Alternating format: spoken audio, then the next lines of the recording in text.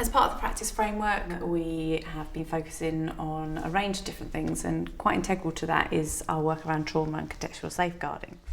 We have been working with Kate Cairns Associates and delivering a range of training around trauma. So there's a range of sessions which are available where we launched the programme, we did some learn sessions and some reflection sessions which are all accessible on the Kent Academy and via Delta. The other important part around trauma and that training that we delivered with staff is reflecting on the circumstances that we're all in at the moment in terms of the pandemic, and thinking about your own experiences of trauma, your own practice, and how that impacts on you yourself as a practitioner, and then how that might impact on your work. So it's really, really important that we think about trauma and we think about it across all aspects of our work. One of the other areas of the practice framework that we've been working on particularly is around contextual safeguarding. We are on a 3-year programme with the University of Bedfordshire to think about embedding context within our work, and they have helped us to review our systems, to think about our approaches to practice, to think about how we might want to set up our systems differently to enable us to have more of a focus on context within our work. We started our programme in May 2019, so we're now at a phase where we're starting to pilot and embed some of the thinking around context within our practice. And that's a really important shift for us to make. We know that that's an important part because it's within our legislation, it's within our statutory guidance now. Working Together 2018 says that local authorities have to think about and consider context within their work and their practice. And so this is our way of kind of really starting to embed that and to think about that within our practice on a wider scale. As part of that, we've been testing out some pilots, and also alongside that we've been working on some tools and some guidance and different areas of support for practitioners. We've managed to work on the request for support form, so we've considered context at the point of referral for those people who might be referring into our services. We've also adjusted the levels of support in line with that, so thinking about context at the point of referral. So is that context important at that point, and how might that be a factor in that young person's or child's life? So under the umbrella of the Social Connectivity Service, we have been working on a different way to respond when there's been an incident. So the referral may come through our district contextual safeguarding meetings. A referral will come through at that point. It will go to the family group conferencing service to consider that referral.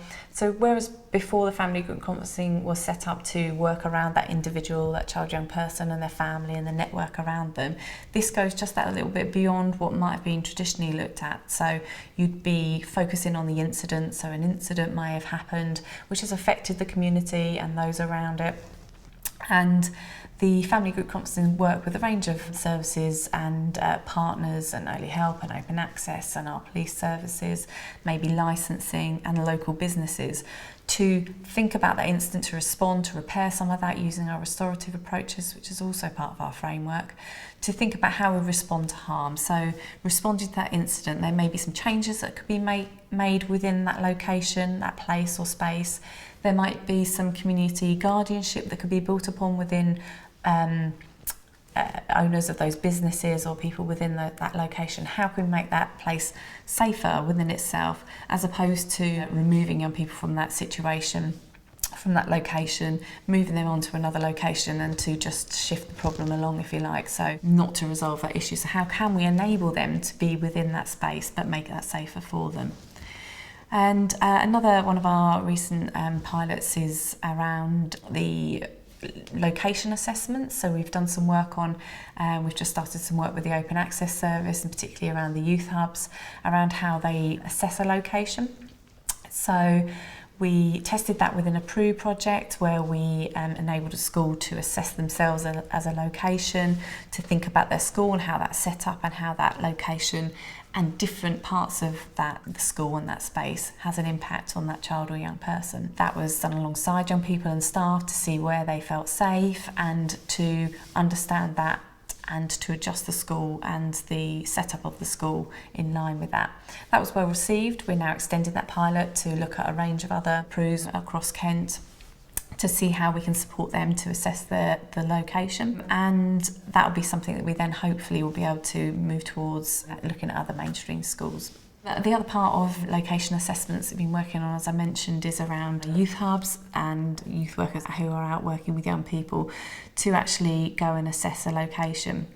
So again, that may come out of one of our district contextual safeguarding meetings where the location may have had a lot of activity, it may have come to the attention of the police or local businesses, and again to respond to that kind of referral, if you like, as a location. So we're working on what an assessment of that location, so that park, that place or space where young people spend time, to be able to intervene in that place to make that safer. So making an assessment and then a plan for intervention in a more focused way so everyone can see their role in terms of changing that place or space to make it safer for young people.